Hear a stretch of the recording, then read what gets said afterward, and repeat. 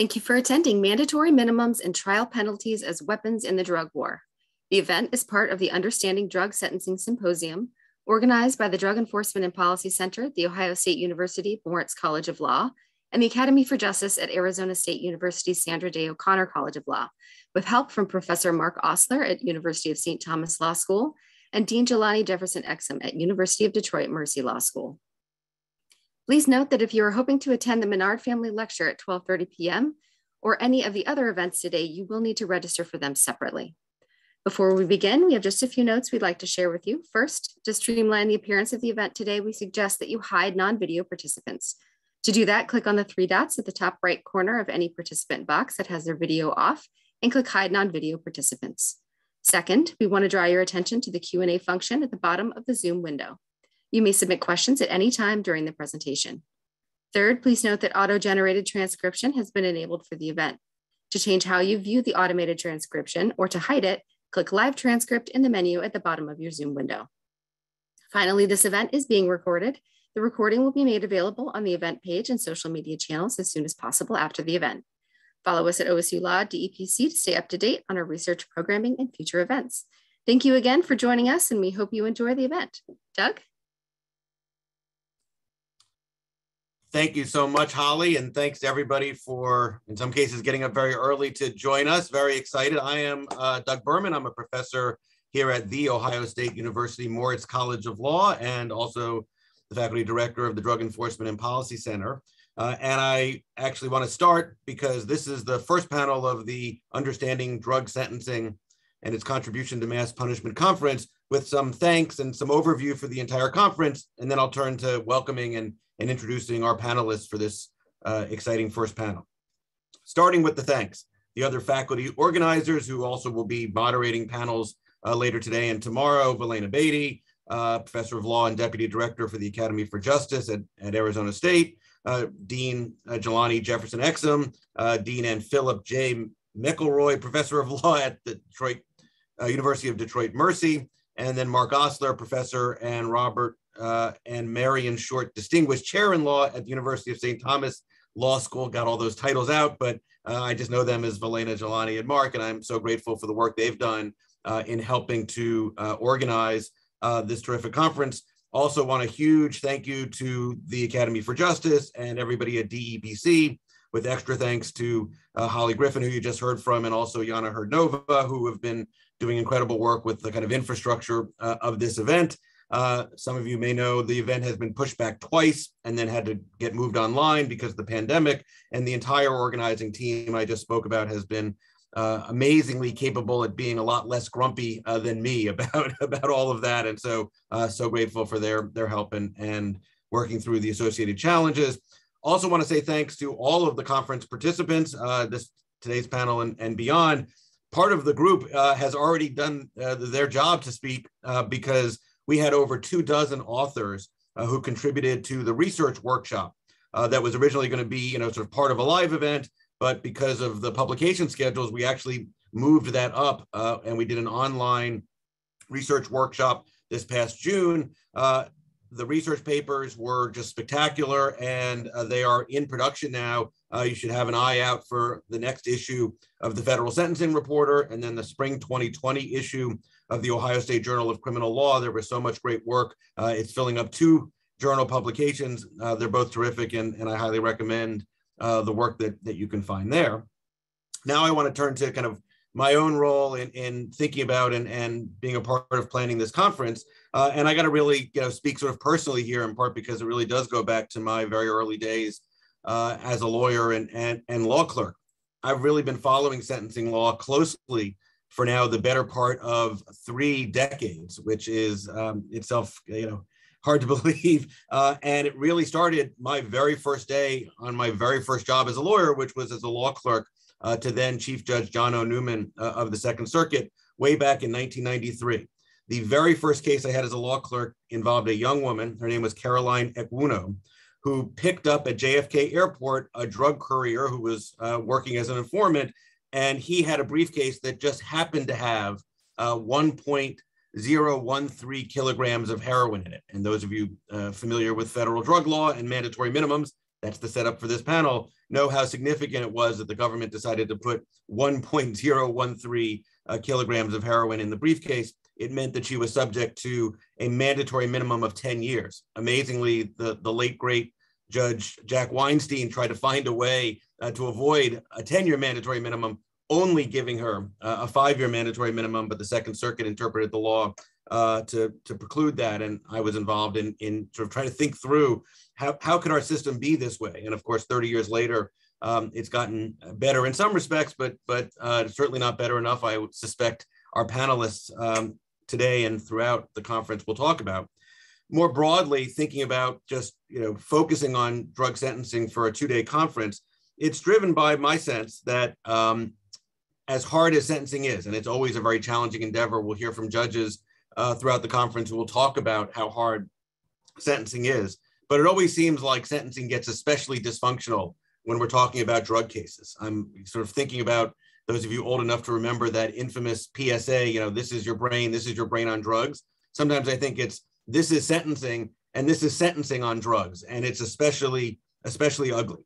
And I think that unique ugliness that we often see in the drug sentencing environment, whether it's mandatory minimums and the trial penalties that we're about to talk about, whether it's racial disparities, whether it's the just strange role that different sentencing factors play in the guidelines or in other parts of the system, the struggle with alternative sentencing, drug courts and the like, all of that seems to take on just kind of a heightened significance in the drug setting. And I'm excited to spend 2 days sort of thinking more about kind of where we've been and where we might be going and how we can do better. And so with that broad overview, I'm now excited to be able to turn to and introduce this first panel where we have Mary Price, General Counsel of FAM, Eric Luna, the Amelia D. Lewis Professor of Constitutional and Criminal Law at the Sandra Day O'Connor College of Law at Arizona State University, and then Weldon Angelos, advocate, music producer, head of the Weldon Project, who has been somebody I've gotten to know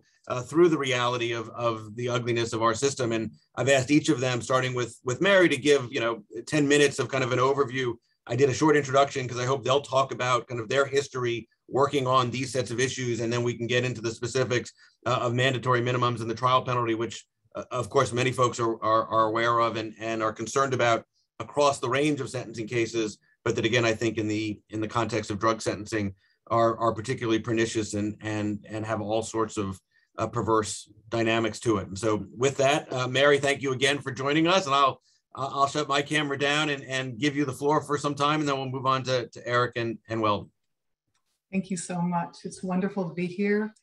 I am especially delighted to be on a panel with you and with 2 other people I know and admire so much, Weldon and Eric, who are 2 warriors for justice. So I've been the general counsel of FAM for over 20 years, and like Doug, my course was plotted from my earliest days on my job at FAM. From my very first days there, when my boss told me we were going to have to work on clemency for quite a lot of people left behind by the drug war, to today, when I serve as a principal on the Compassionate Release Clearinghouse, I have often described the best part of my job as one devoted to getting people out of prison. The drug war, the war on crime, have left a human legacy in its wake in our system of incarceration. So FAM is a sentencing and corrections reform organization. We are made up of currently and formerly incarcerated people and their loved ones. We got our start 30 years ago because of drug mandatory minimums, actually. Our founder, Julie Stewart, left her job at the Cato Foundation to fight for the end of mandatory sentences after watching with dismay and disbelief as a judge sentenced her brother to a 5-year mandatory minimum for his role in growing marijuana in a barn with some other guys. And the judge said at the trial that his hands were tied by mandatory minimums. And Julie was stunned by this because she believed what we had all sort of grown up to believe, which is that judges had discretion in matters of sentencing. But of course they didn't in lots of cases, and particularly in drug cases. And so she was convinced that if lawmakers just understood the human impact and harm done by fashioning one-size-fits-all sentences, that they would fix them. And she believed, and we still believe today, in the power of stories, in the power of stories of people caught up in the system, and that these stories should be told. And so storytelling and raising the voices of people, silence and sentencing, remains central to our mission and to our work today.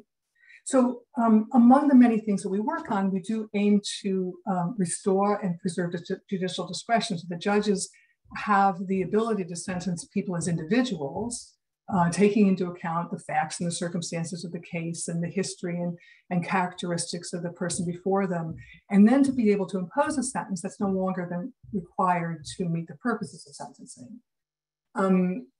So there's quite a lot of very bad things about mandatory minimums. I think we're going to go into those today, but I think one of the worst of them is the power that mandatory minimums give to prosecutors to coerce or punish defendants with a sentence that they'll face. So with mandatory minimums at play, prosecutors hold the key to how much prison time a defendant will serve.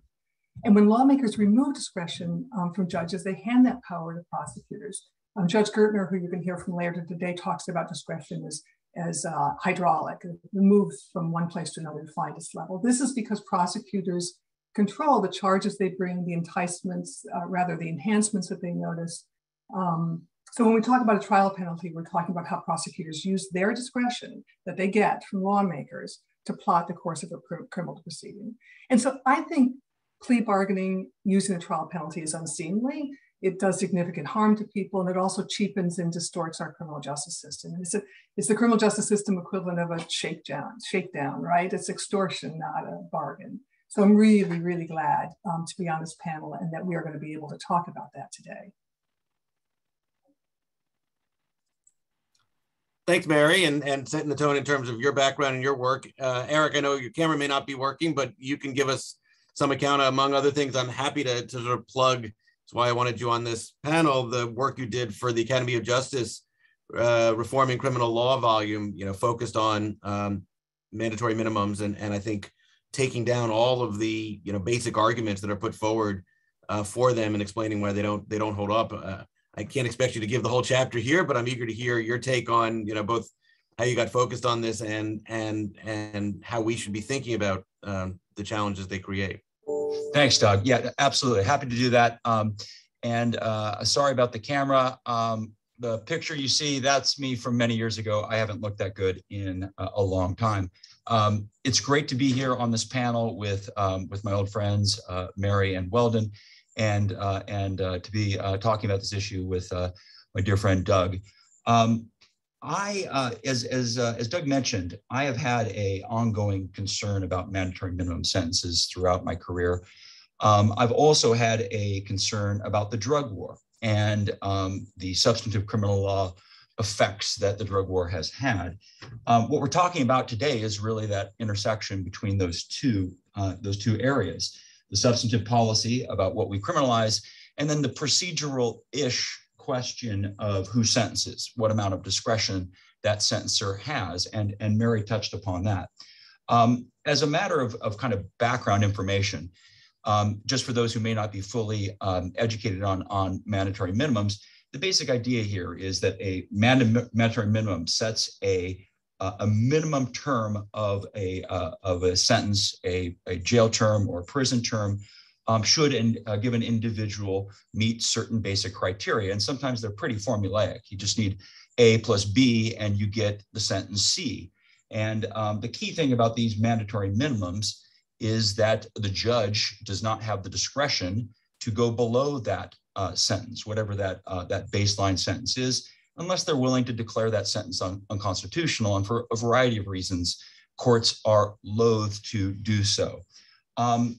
The basic argument for mandatory minimums is well known. It's the idea that you need to have these tools, the threat of heavy punishment that binds the hands of all of the branches of government, or at least binds the hands of the courts, is that it will encourage a defendant to enter into a plea bargain.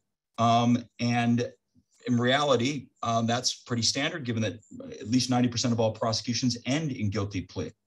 And the mandatory minimum sentences help keep that number pretty dang high. A mandatory minimum provides an incentive for members of a criminal group to provide information to law enforcement, to assist in the prosecution of other offenders. And low-level, at least the thought is, low-level offenders, participants can avoid mandatory minimums by informing on bigger players and allowing the prosecutors to move up the chain of command. And certainly many prosecutors believe that they need long-term, long prison terms to secure cooperation. And that certainly has played into both the prosecutorial mindset, but also the legislative decision-making in this area. Now, what are the problems with mandatory minimums? Well, they're equally well-known. They have tend to have very easy triggers. A particular pernicious statute that has thankfully been changed to some extent, and Weldon will talk about it, I'm sure, is 18 U.S.C. 924C. And this statute essentially allows prosecutors in its original form, the form that it was most draconian, allows prosecutors to get mandatory minimum sentences by a combination of some illegal drug and the presence of a firearm. If you have those two elements, then at least as it was originally designed, you could get successive sentences of 5 years for the first count, 25 years for the second, third, fourth, and on. And you could stack these things on top of each other. The legal term is that they have to be served consecutively rather than concurrently, but the idea is that they are not served at the same time. An individual will serve all of them one after the other. The concerns about this go directly to the nature of the crime itself. What do you think about a drug crime? What do you think about an individual who may have a gun in the back of their car when they're selling marijuana? Is that person someone that you have to set a floor to, a 5-year floor if you're using 18 U.S.C. 924C, or is this just simply over-inclusive? Or in fact, something that shouldn't be a crime at all, which happens to be my own opinion. Mandatory minimums don't have that type of nuance. They are not scalpels, they're meat cleavers, and they don't have the power of discretion. They are blunderbusses, to use Judge Paul Cassell's phrase when describing 924C. They indeed have all sorts of negative consequences in terms of the structure of our government. As Mary mentioned, it essentially transfers a sentencing policy and sentencing decisions from judges who have historically had this power, and for good reason, to prosecutors. And Justice Kennedy actually had a really good quote that I'll give you about this transfer of sentencing discretion from judges to prosecutors, who he described as, quote unquote, often not much older than the defendant. Here's the quote. Often these attorneys try in good faith to be fair in the exercise of discretion. The policy nonetheless gives the decision to an assistant prosecutor not trained in the exercise of discretion and takes discretion from the trial judge. The trial judge is the one actor in the system most experienced with exercising discretion in a transparent, open, and reasoned way. Most of the sentencing discretion should be with the judge, not the prosecutors. This is quote unquote. This is undoubtedly Justice Kennedy's opinion, formulated not only based on his experience as a lawyer and then as a lower court judge, but also as a justice on the Supreme Court, seeing countless cert petitions raising these precise issues. So let me turn quickly and hand it off to Weldon to some basic ideas about what is it that we can do about mandatory minimums. Well, the political issues I'll leave, and the legislative reform issues I'll leave to Mary and to Weldon. But as a matter of constitutional doctrine, as a matter of what the courts can do, they really don't have much in their tool belt. It is as these mandatory minimums are set up, there really is a choice to simply follow them or to strike them down. The problem tends to be what is the basis for striking these statutes for these sentences down, and what are going to be the principles by which this potential doctrine might be utilized. It really, in essence, for those who are deep in the weeds of constitutional law, this is really a question of whether or not there is an unconstitutional conditions doctrine in criminal procedure. and in particular in sentencing. You'll see it in abortion law. Justice O'Connor's phrase of undue burdens, that you can't have an undue burden on a woman's choice to keep or terminate her pregnancy. You can see it in Fifth Amendment confession law, where the question of when law enforcement has simply gone too far to render a confession involuntary under the Due Process Clause is really a question about what type of pressure can be placed on an individual such that they can then, such that it's too much, and we're not going to treat their confession as voluntary. And there even was some thoughts that there might be such a doctrine in plea bargaining. A case called Burdenkircher versus Hayes at least raised the possibility, but that has largely been foreclosed. The question for the courts is, if they were to strike down these statutes, when does something become an undue burden on an individual's right to exercise their right to trial by jury, their right to proof beyond a reasonable doubt, the various trial rights? Because in essence, these mandatory minimum penalties are putting pressure on an individual defendant to waive those rights, to waive their right to trial by jury, to waive the various burdens of proof that the government is required to meet in order to achieve a conviction, and so on and so on. And the difficult question is, at what point does the pressure from a mandatory minimum become so extreme that it indeed renders any decision to voluntarily relinquish, quote unquote, voluntarily relinquish those trial rights involuntary as a matter of constitutional law? And just as a matter of, from what I know, having studied it for a long time and seen the court's action, the courts are very wary of doing anything along these lines out of fear that they will create a jurisprudence that will spin out of control in its application to the in the lower courts.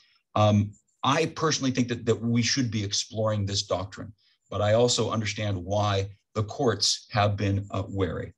So let me leave, before I turn it over to Weldon, let me just leave a couple of questions, and I think Weldon and Mary and Doug might want to pick up on them, which is this. The first is this really all about determinate sentencing, right? Is our concern, is this a tableau for criminal justice reform? And our concern at the bottom is things like mandatory minimums, whether it's in the form of drug sentences, anti-recidivist statutes, or what have you. And that the actual substantive policy is not the concern. What's a crime is not the concern, but instead it's the rigidity of the sentencing scheme. A second potential perspective is, isn't this all about drugs, right? That the nature of drug crime, and in particular, the ways in which drug crimes occur, there is no, for most drug deals, in fact, 99% of drug deals, they are not one-off deals. They are repeat players. And that nature of drug transactions leaves the opportunity for the government to slice up those transactions using mandatory minimums and then stack those charges on top of each other. And so the nature of drug crime is what really is problematic. And indeed, you could argue that it's part and parcel of this kind of drug exceptionalism that occurs in the court system. Sometimes you see it in the First Amendment, the Fourth Amendment, the Fifth Amendment, the Sixth Amendment, the Eighth Amendment, the 14th Amendment, and then sentencing and mandatory minimums, at least as far as drugs, are yet another representation of this. And that the follow-up to that is, once we resolve the drug war or the issues related to drug crime, then the problems will all go away. Final, third perspective is, isn't this all about the American prosecutor, right? The problem may not be drugs. There are lots of places that criminalize drugs. The problem may not be determinate sentencing. There are lots of places that use determinate sentencing. Instead, it's about the individual who's utilizing the power that's given to them. And it's the American prosecutor, an individual who is an participant in the process, a partisan, and I don't mean that in a disrespectful sense, because it's not meant that way, and it's not disrespectful at all. It's just a recognition that this is an adversarial process, and there are two parties in any criminal prosecution. And the question is whether or not a prosecutor who is a partisan in the process should be wielding not only the decision to charge criminals, but instead to also be sentencing them. And that the issue then is not one of drugs or even determinate sentencing, but the prosecutor and the incentive structures that lie behind that. And if we want to solve it, it's about dealing with what motivates a prosecutor to bring charges in the first place. And indeed, you can look at other countries with perfectly civilized and decent criminal justice systems where prosecutors are extraordinarily powerful, but the environment in which they work, the judicial mindset that they have, the training that they receive, all leads to far lower terms of imprisonment, far less harsh, far less punitive resolutions than those you see in the hyper-competitive legal environment of the United States. So with that, let me pause and stop and turn it back over to Doug and Weldon. That was absolutely terrific, Eric, and it was so rich. I've got 24 things I kind of want to say in response. I'll throw a couple in, and then I'll shift it to Weldon in part because I know Weldon can speak to these issues and all the richness that's there. One big point I'd add, and I loved the sort of three things to sort of zero in on: determinate sentencing, the drug piece of it, and then the role of the prosecutor, is how much I think the severity of especially American mandatory minimums have tended to be, particularly in the drug space, although you mentioned obviously the gun space that Weldon will also talk to soon. If we were talking about, even going back to my Equano case, it was 5 months versus 10 months, the dynamics would feel very different if that's what the mandatory minimum was, rather than 5 years and 10 years, right? So that shapes, all aspects of what you were talking about. That's just the term of years we use, the metric of imprisonment that America has embraced is distinct in the world, and I think is distinctly significant in these contexts for all the reasons that you were articulating. The other point, which you referenced, but that I want to kind of flag and then turn it over to Weldon, is the way in which a focus on drug mandatory minimums has then crept out to all sorts of other settings, right? So, the case I referenced at the outset involved, using drug quantities as the trigger for these extreme mandatory minimums and the leverage and the impact that can have in the ways that you were discussing. You mentioned, and Weldon will talk more, I know, about the way that then gets co-joined to 924C gun crimes and gun sentences, where if it's associated with a drug offense, that triggers an extreme additional term.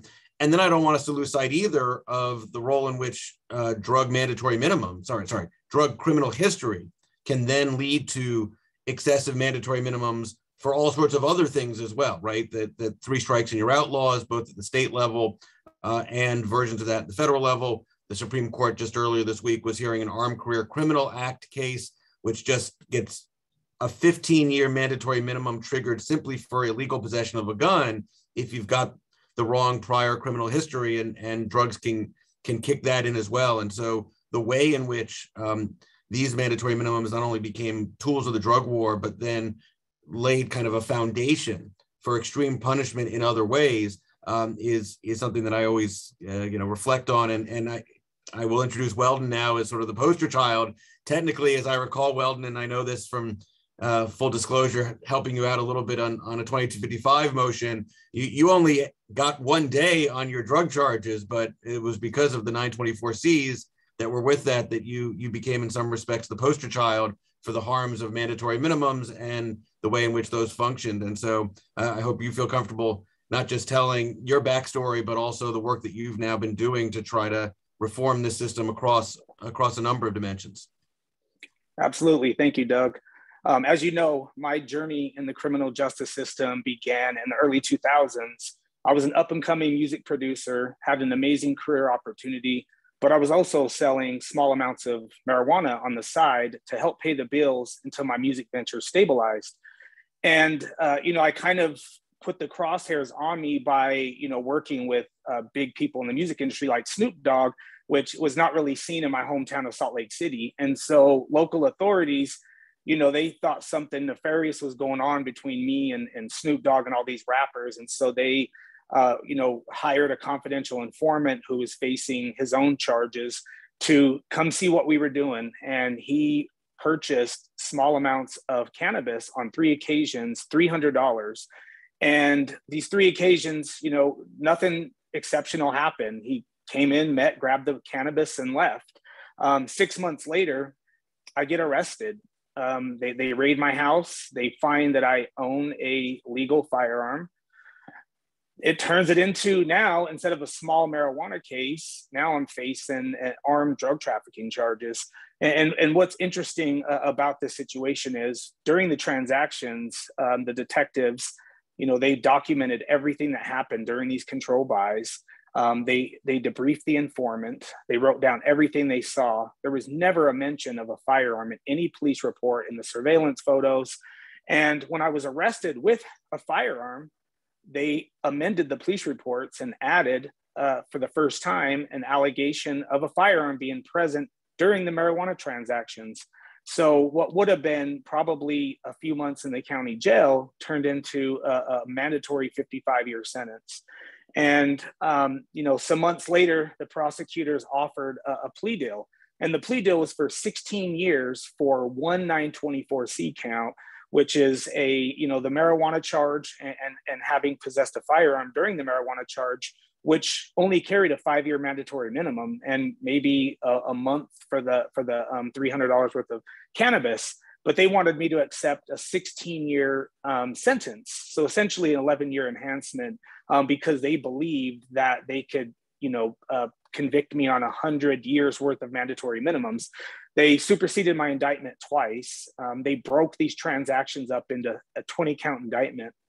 And so I was facing 100 years for selling small amounts of marijuana and with an allegation of a firearm being present during 2 of the transactions, and with a firearm at my house when they arrested me with small amounts of marijuana at my house as well.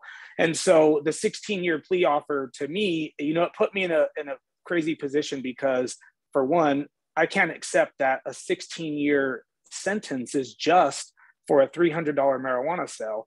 And we also disagreed with the facts surrounding that particular charge. And so my lawyer and I decided to go to trial. We had no choice, either accept 16 years of my life or, go to trial and try to challenge the allegations of the informant.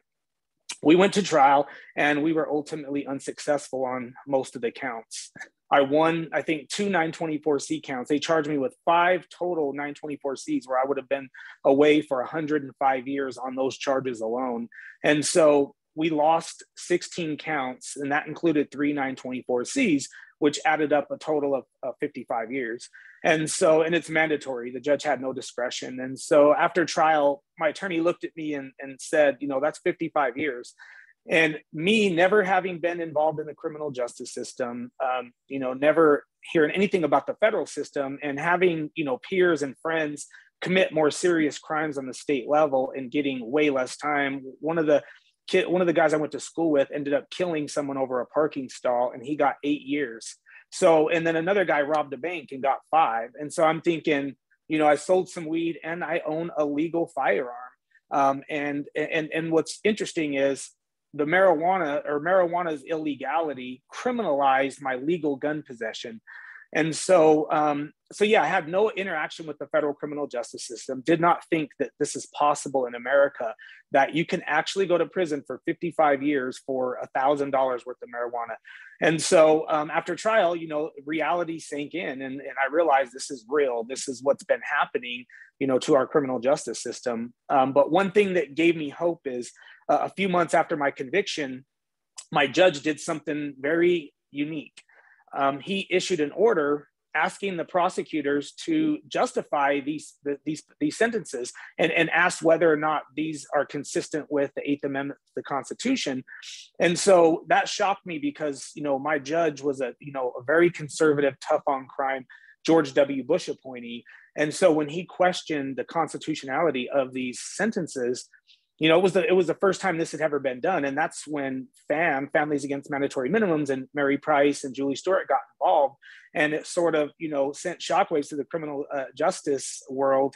And, ultimately, my judge felt he had no choice but to impose a 55-year sentence. But he went down kicking and screaming. And so as he was about to impose the sentence, he did something no federal judge had ever done at that point in history. He called on the president to intervene and commute my sentence.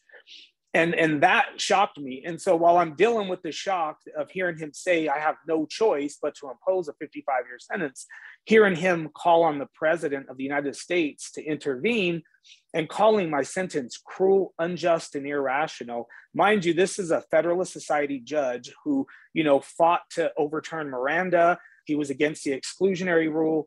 And so this was no soft on crime judge. And to hear him say that, at least provided some level of comfort, knowing I'm going to prison for 55 years. And, he had no choice. So I did go to prison. I had to go to a maximum security penitentiary because of the time that I was sentenced to. And I sat in there for 13 years, but ultimately was released thanks to thousands of people that came to fight for me, including everyone on this panel, Mary, Eric, you, Doug, and senators like Mike Lee, Cory Booker, my judge, who ultimately walked away from the bench in part due to his disgust of what he had to do to me, and many other advocates in the music industry and across the country fought for me to get out and put enough pressure on the prosecutor, that ultimately resulted in my release 13 years later in May of 2016. And when I got out, I had a choice. Do I want to try to get my life back in the music industry? Or do I want to use my experience, my story, my network, and try to fight for the people I left behind? And ultimately, I chose the latter. I did not want my suffering and my family's suffering to be in vain. And so I decided to use my story, my platform, my network to fight for others. And, one of the first things that we did was, we worked on the First Step Act. And reforming the 924 C statute that, allowed prosecutors to seek and secure a 55-year sentence for $1,000 worth of cannabis. We worked with the White House, President Trump and his administration, and Senator Mike Lee and Cory Booker on getting other members of Congress to support passing the First Step Act, which was, I think, the first comprehensive federal criminal justice reform since 1970. It reformed 4 draconian drug mandatory minimums and did a number of reentry issues as well. After we passed the First Step Act, I decided to shift my attention to cannabis. It was being legalized across the country. Even when I was in prison, I'm watching state after state legalize, and I'm sitting in prison for $1,000 worth of cannabis. And so once we passed, the 924C fix in the First Step Act, I shifted my attention to working on clemency. And given that I started working with the White House, we had developed a relationship with people in Jared Kushner's office and Ivanka Trump's office. We started working on clemency for individuals who are serving federal prison time for cannabis. I founded the Weldon Project and the Mission Green Initiative, which is essentially a clemency initiative. And on Trump's last day, we were able to support 12 individuals who were released and were serving life in prison for cannabis. And ultimately, I was pardoned as well before President Trump left office due to the work that I had done with his office and how I changed my life around. President Trump issued a full pardon. And now I have all my rights back. I can vote, I can, go hunting, own a firearm again. And so, that was probably the second best day of my life outside of, getting released from prison. And now we're working with the Biden administration and others on trying to convince this president to grant a categorical pardon grant for those currently serving time for cannabis-related conduct. We can't have a two-tiered system of justice where the corporations and entrepreneurs can make millions of dollars violating federal statute, while other people, particularly Black and brown people, are serving decades for violating the same federal statute that made these other folks rich. And so that's sort of my life mission now, is to end incarceration for cannabis. Thank you.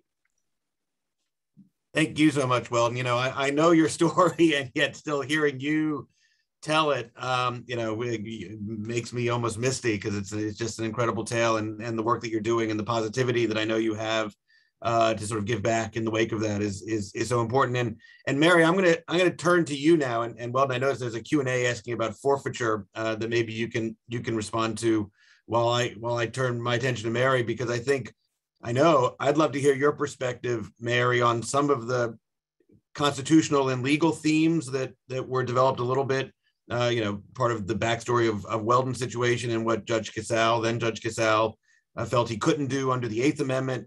Eric was talking about whether some kind of undue burden or unconstitutional conditions could possibly be a way to challenge extreme mandatory minimums and the way they lead to trial penalties. I've certainly seen sort of talk along these lines. I know, if I recall correctly, the head of FAM now, Kevin Ring, had a judge who was questioning the appropriateness of prosecutors trying to bring tougher charges or tougher sentencing recommendations after a defendant chose not to plead guilty and instead went to trial. But I know you've worked obviously on legislative reform. I want to actually make sure we get to compassionate release and clemency as sort of a back end remedy to some of these extreme sentences and your experiences there.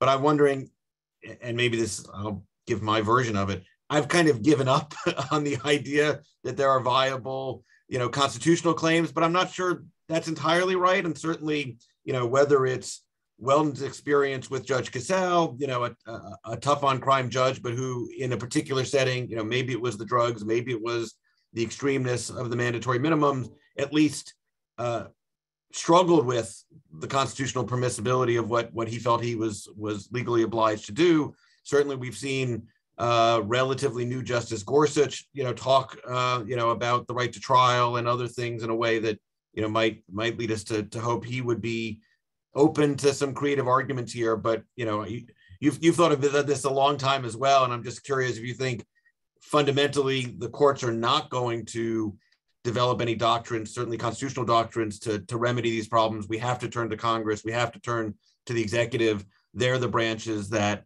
are the ones that arguably create the problem. And so they're the ones who fix it because the judiciary seems relatively disinclined to do so. Yes. I will leave to litigators and constitutional scholars whether there is an angle here, but golly, we've been chipping away at mandatory minimums in the courts. I mean, look at all those Armed Career Criminal Act cases, Wooden being the latest, right? In a series of cases trying to get at sort of the angles and the nuances, but unable to really launch a full-scale attacks. And that has been the case, I think, for a number of years. And golly, Wooden is such an amazing case because, if you possess a firearm in connection with or if you possess a firearm and you've had prior felony sentences or convictions, your sentence is capped at 10 years. But if you have 3 priors, the mandatory minimum is now 15 years. And there were some nuances over the years about how those priors were understood, but Congress amended the statute to ensure that the priors occurred on occasions different from one another, right? So the court spent, an hour on Monday asking him about the definition of the word occasions in this challenge. We were amicus in the case in this challenge because this gentleman who was facing a 15-year mandatory minimum was facing it because he had pled guilty to 10 burglaries many, many years earlier. And the 10 burglaries themselves were committed sequentially. He'd broken into a storage facility, and then within that storage facility went from locker to locker and stole from the lockers. So he was sentenced to 15 years. Anyway, I think the courts are not the place where it's going to happen in a great big way. And I think that there are several reasons for that. And I wanted to explore some of the other themes that Eric had laid out. And one of them is this issue about determined sentencing, right? So in the Sentencing Reform Act, Congress takes some big jabs at the system. Number one, it eliminates parole.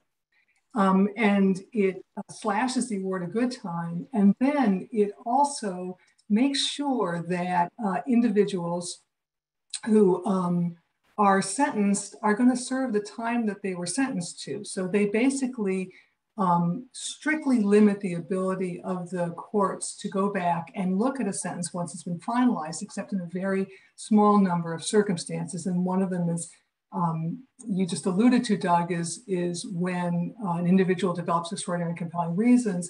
And another one is in the case of, I think, substantial assistance. And another one is in the case, obviously, of when the Sentencing Commission lowers the guideline, it makes it retroactive. So determinate sentencing means that people go away, and courts, no matter how disturbed they are by the outcome, don't have the ability to go back and correct that sentence except under pretty extraordinary circumstances, and it is really rare. And then the second thing I think that Eric touched on was, well, maybe it's the drug war and how we've structured the drug war that is one of the big problems. And I think that that's right. I think that mandatory minimums and their use in drug cases, and I think that mandatory minimums are problematic across the board. But one of the features about drug cases is that they often involve multiple actors, and sometimes they're structured with leaders and kingpins, as they're called, and sort of lesser lights, managerial types. And the drug mandatory minimums were said to be designed to punish the people at the top of the operations with the very severe 10-year sentences, and those that were in lesser but still important roles with the 5-year mandatory minimums. But then the way the laws are written, the sentencing laws are written, is that they assigned those sentences not based on the role that the individual played, but on drug quantity. And so the system of mandatory minimums relied entirely on drug quantity to serve as proxies for culpability. And of course, that doesn't work, right?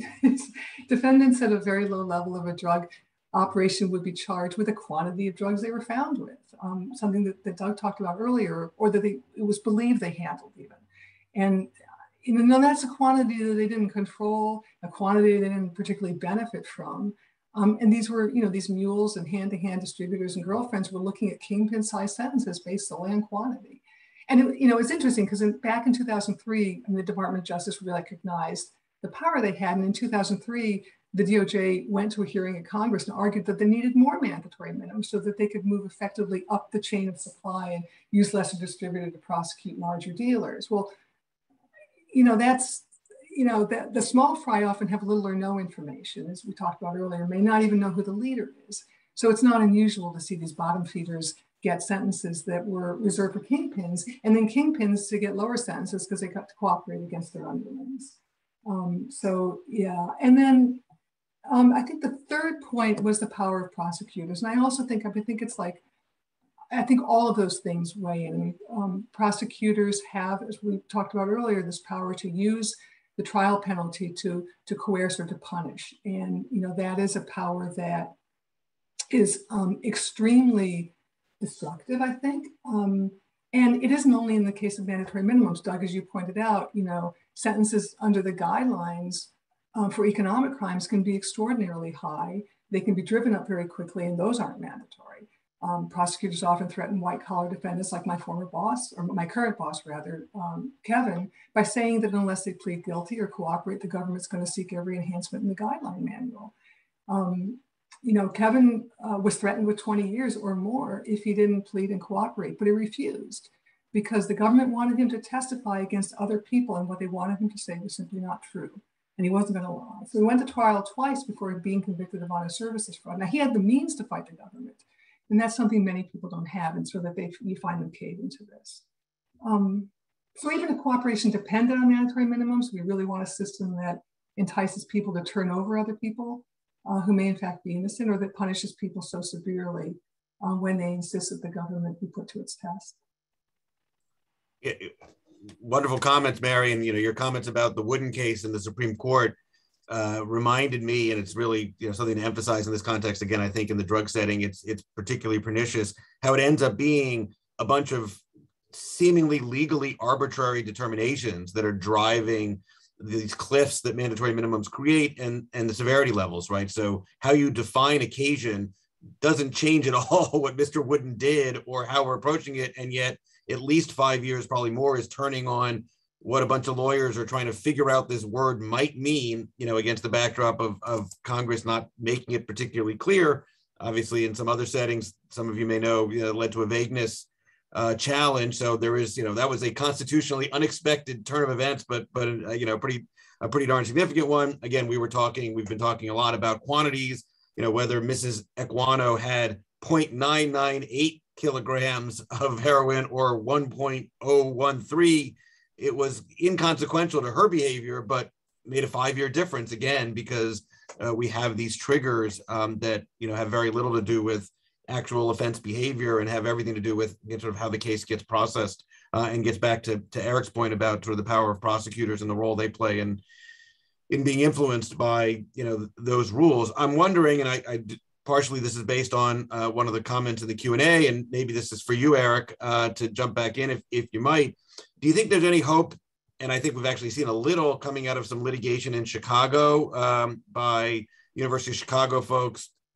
I'm thinking of Allison Siegler, particularly challenging some of these stash house raids where there was particularly egregious behavior, very racially skewed. And it's, if we leave out the racial story here, we're not doing justice to just the way this has historically played out with mandatory minimums, especially in the drug space. But, do you think there's any hope? Maybe ghost dope was mentioned in the comments, right? The way in which relevant conduct can be used to sort of build up allegations and threaten severe terms. As much as you're, I think, justifiably pessimistic that the courts are disinclined to constitutionally assail this in its broadest version, do you think there might be any sort of extreme particulars that might be the foothold for starting to develop some pushback doctrine here in the courts, or is it just so far that the general story of we got to look to the other branches is really the only one that makes sense, given what the judiciary has done on these fronts in the past? Yeah, good question, Doug. I have followed many of these cases, and the standards are just really high, right? So the standard for a due process violation for outrageous government conduct it's really difficult to meet that. And it involves questions of mens rea, the mental states of the officers, as well as the objective behavior that they engaged in. Does it happen? Yeah, we saw at least maybe one or two cases stemming from the war on the war on terror, that where a viable claim was made. I don't know whether or not that is going to be super successful in other arenas, but it does. Let me add to this that a kind of a conceptual issue, which can connect with Weldon's case. As Weldon mentioned, I worked on the case on the direct appeal, and Doug worked on the habeas petition. And in all honesty, we fought like hell to get that conviction overturned, or at least the sentence part overturned. And Doug, you'll recall, I mean, we struggled to come up with arguments because the court's jurisprudence is so persnickety, so difficult. There was a case called Huddle versus Davis that, and Weldon knows this case well, because it was what hung up Judge Cassell from otherwise striking down the case. And this case had a really long prison term, decades, for a relatively low level of marijuana. It was an old case. It was it involved a very strict state statute in Virginia, which has since changed. But I argued that the way in which the Supreme Court, when it got to the Supreme Court, I argued that the way in which Huddle versus Davis was decided, it was decided per curiam. It was a reverse and remand. It was essentially it was a type of tool used by the Supreme Court to slap down lower courts that had gotten out of their lane. And there had been an argument going around that this type of opinion, which also at the time existed with regards to gay marriage, needed to be dealt with by the Supreme Court on a kind of procedural basis. What value do these opinions have?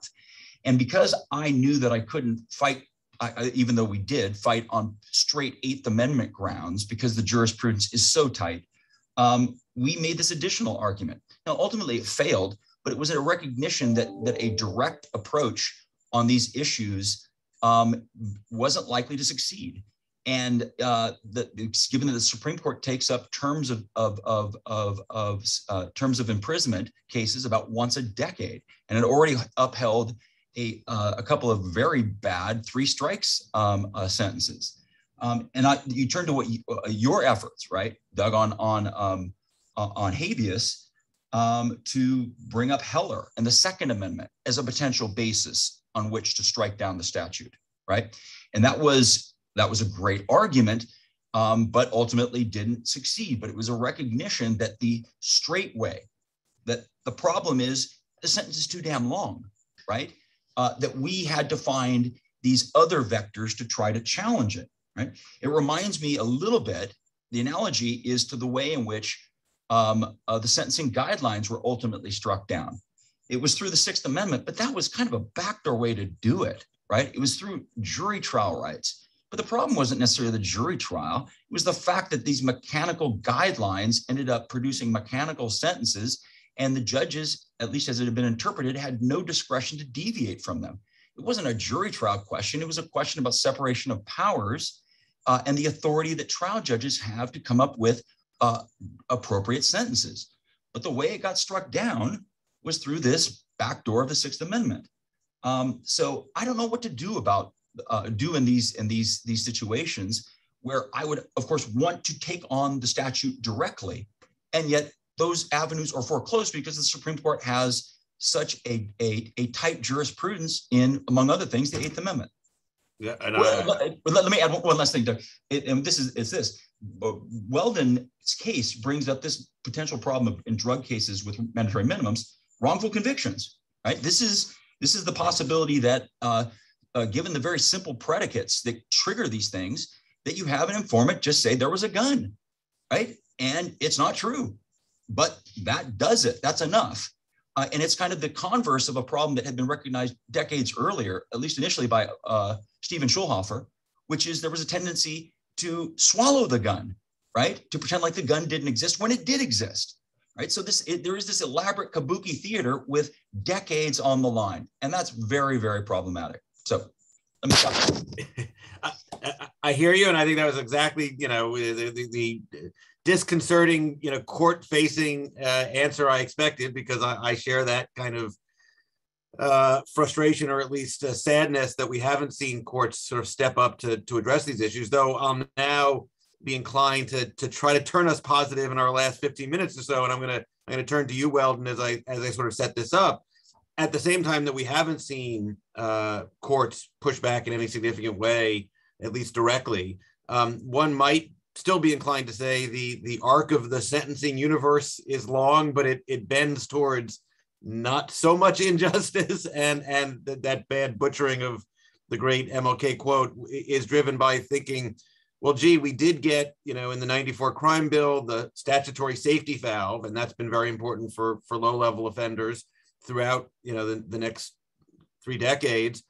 We did get the Booker ruling, which, despite it, coming in through the Sixth Amendment rather than a more direct attack of the sentencing guidelines, has not only made the guidelines advisory, but that has persisted through, a number of Congresses, despite, concerns that they would turn tougher as a result. And we actually haven't seen that many mandatory minimums since Booker, even though that was the prediction. In fact, we get the reform, at least at the crack level, partial reform, half a loaf at best, but still the Fair Sentencing Act, made a big difference in 2010. And then, Weldon, you were talking about the First Step Act and its sort of landmark achievements there. And so it's not quite momentum, but it's at least a basis to be sort of hopeful that reform is possible out of Congress.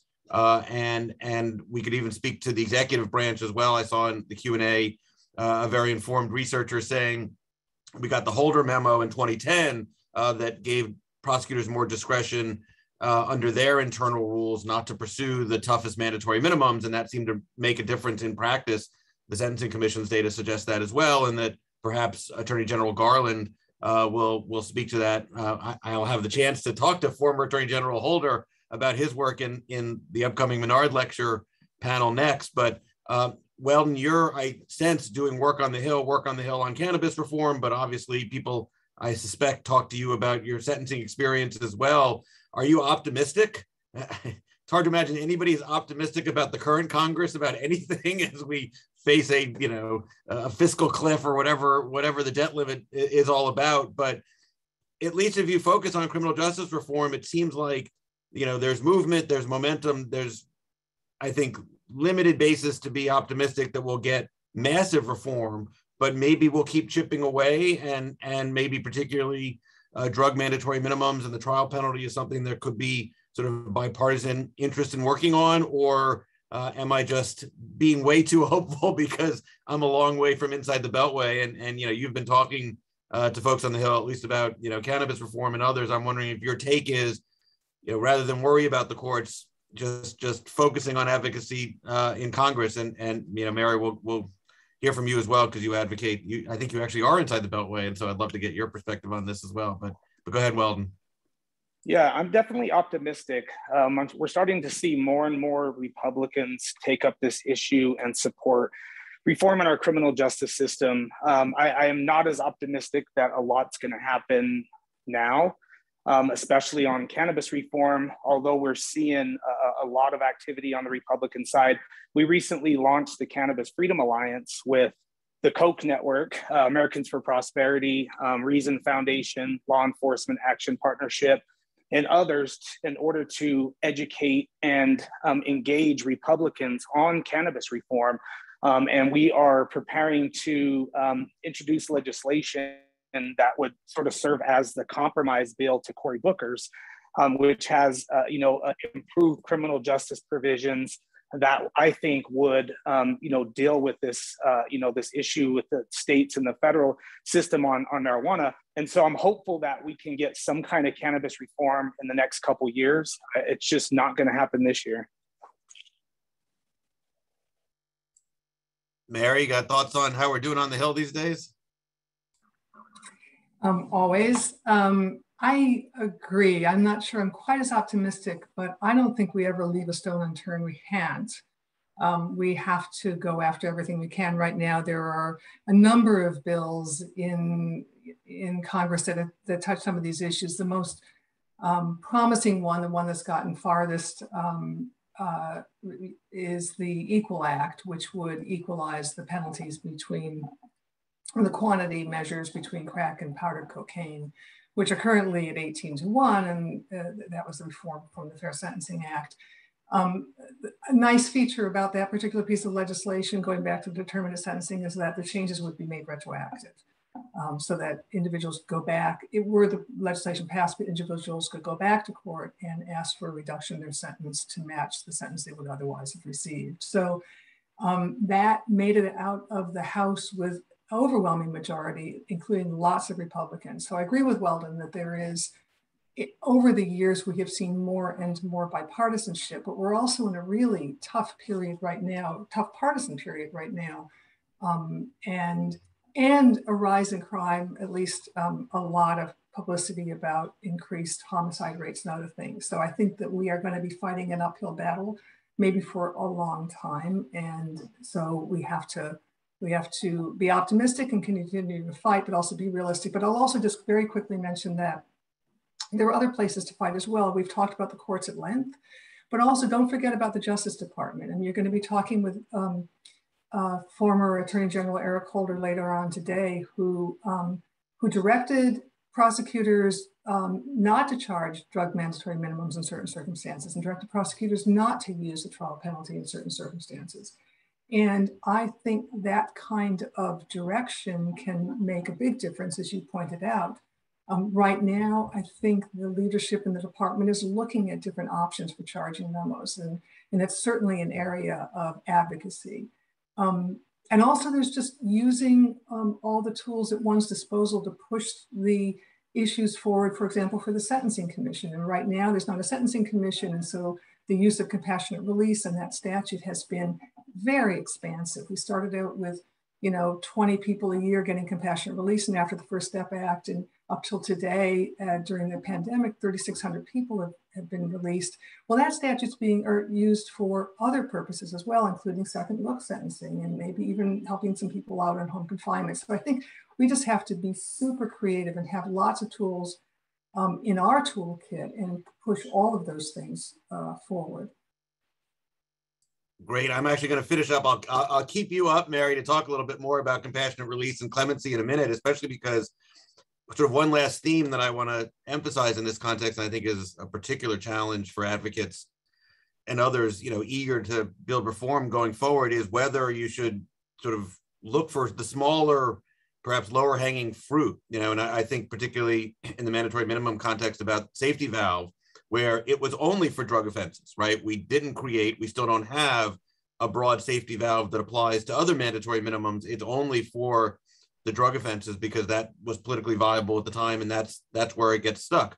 The Equal Act, as you mentioned, is just focusing on lowering crack sentences. That needs to get done, but it doesn't otherwise undo other mandatory minimums for drugs or, you know, associated penalties along those lines as well. And then turning especially to compassionate release and clemency, right? The report coming out of, and I know Sam is working on this really, really hard.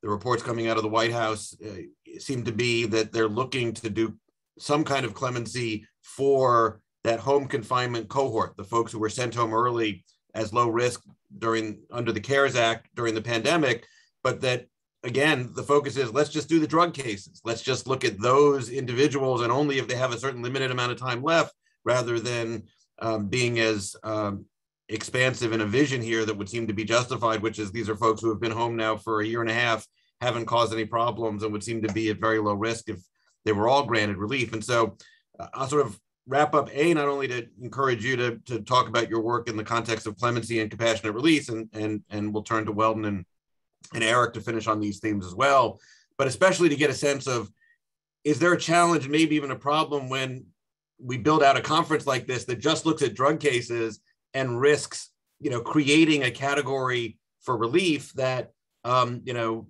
risks cutting other folks out who have suffered injustice or who you know, are on par with that. And Weldon, when I turn to you, I think that I know comes up in the cannabis versus other drug classes conversation as well. And so just, you know, how in your own advocacy work, both pragmatically thinking what's possible, but then also sort of maybe even emotionally, you know, realizing that whenever you choose a category to try to get relief for, you're at risk of leaving out others who don't quite fit that group.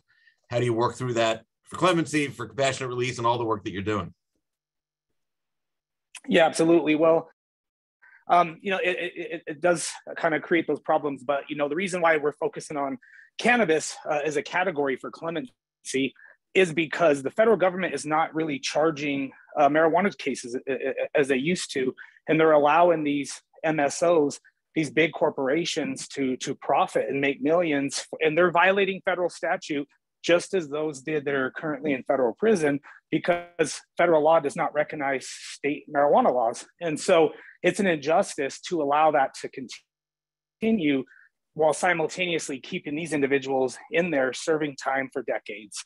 And so that's why we're sort of focusing on, you know, on this group, you know, and other groups, you know, the White House is looking at people who are sentenced under, you know, the crack cocaine disparity and others. So there obviously will be other groups of clemency. And like you said, the home confinement's the priority is what we're hearing, and expecting to see some action on that really soon.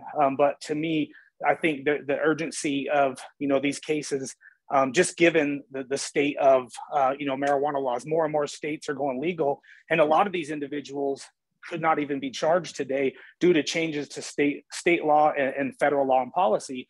And so it's just an injustice to keep them in prison.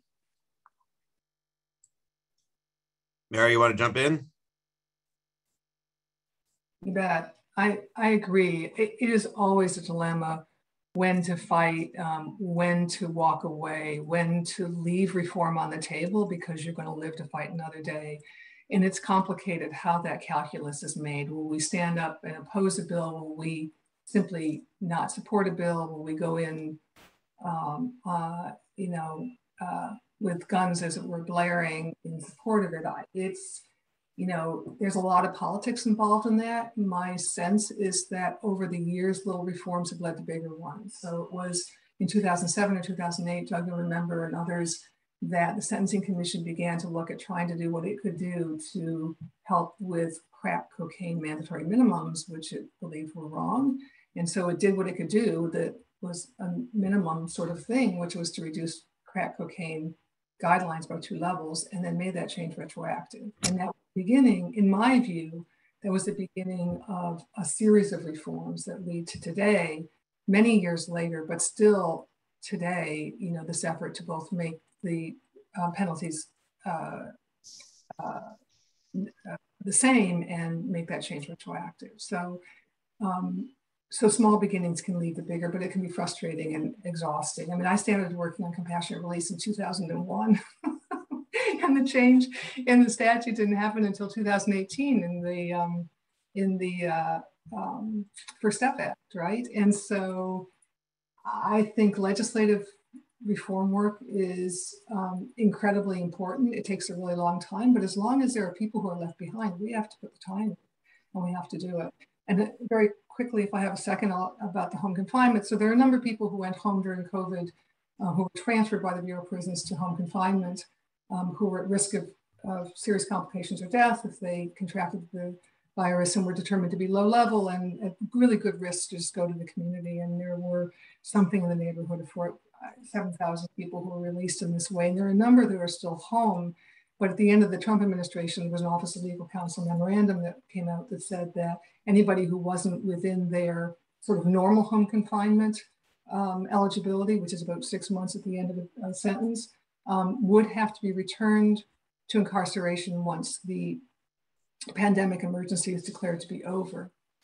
And as you can imagine, this is distressing to a lot of people. So we who work on the Compassionate Release Clearinghouse, which is an effort to recruit and train and support pro bono lawyers to help with compassionate release motions, are now turning our attention to seeing if we can push the understanding of what's an extraordinary and compelling reason to cover these individuals who have taken out mortgages and started families and started school and done all these things in reliance on the belief that they were going to be able to stay home and who are now in danger of being returned.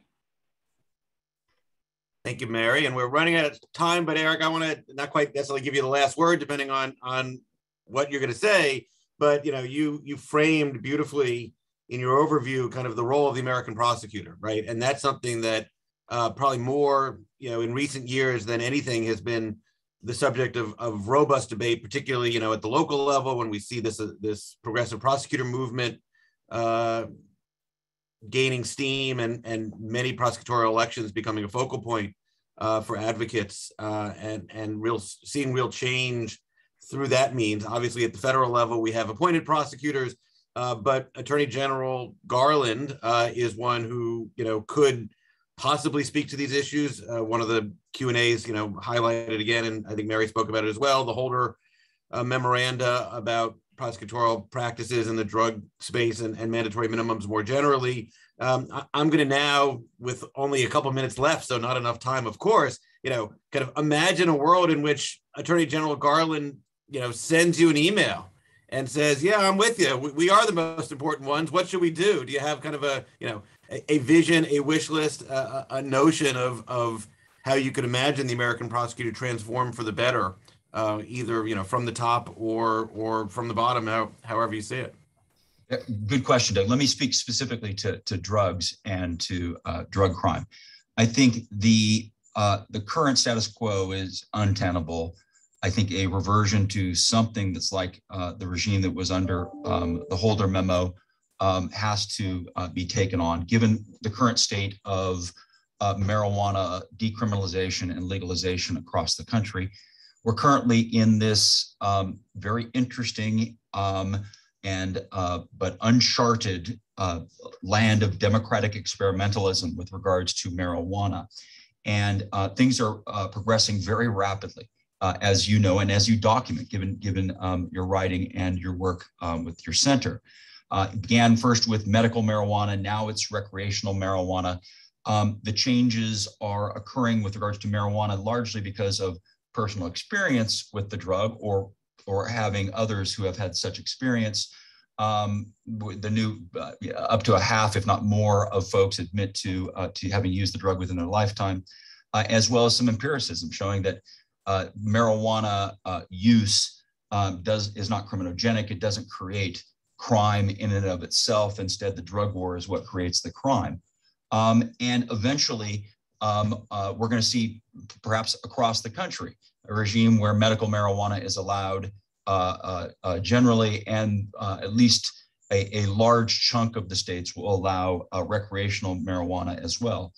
That disjuncture of state law with the current federal law puts prosecutors in a difficult position, federal prosecutors in a difficult position. They most certainly can use those federal laws and the mandatory minimums that are attached with regards to drugs, or the sentences that are attached with regards, in particular, with regards to marijuana. They don't have to necessarily defer to the states on their individual decision making in a land of dual jurisdictions in the United States. They can charge up to the hilt given the current jurisprudence. Although I have to admit, Justice Thomas recently wrote an opinion in a case that wasn't actually heard. It was a denial of cert, that he would question whether or not the continuing viability of marijuana prohibition in the United States is acceptable given the current status of marijuana decriminalization and legalization across the country. But at some point, the federal government is going to have to do something about this, and it's going to have to be done initially at the base level of the individual prosecutors across the United States. But ultimately, it's going to be at the Attorney General level with Merrick Garland, or perhaps ultimately in the White House with the president, perhaps issuing using his clemency power, or at least letting prosecutors know through his power over the Justice Department that the war on marijuana in terms of the federal government is over. Yeah, and needless to say, I've spent some time focusing on where marijuana policy is headed, and it's just another sort of variation on this theme. Let me wrap up, especially because we're over time, thanking all the attendees, thanking all the wonderful panelists. I could eagerly keep talking about all these issues, which we covered, I thought, really nicely for literally days and days. Fortunately, a lot of these issues will still be covered in the rest of our panels and the Menard lecture coming up. I have a link for everybody there if you haven't registered to get the links to attend the rest of the events today. And then tomorrow, thank you again, Eric, Mary, and Weldon. I knew you'd be fantastic, and you were, and I'm incredibly grateful for you taking the time to share your insights and have this really productive conversation. So thank you all, and be well. Have a good afternoon. It's afternoon here now, and look forward to talking to you all soon. And thanks again, attendees. Hope you can make the rest of the conference. Be well. Thank you, Thanks, Doug. Thanks, Mary.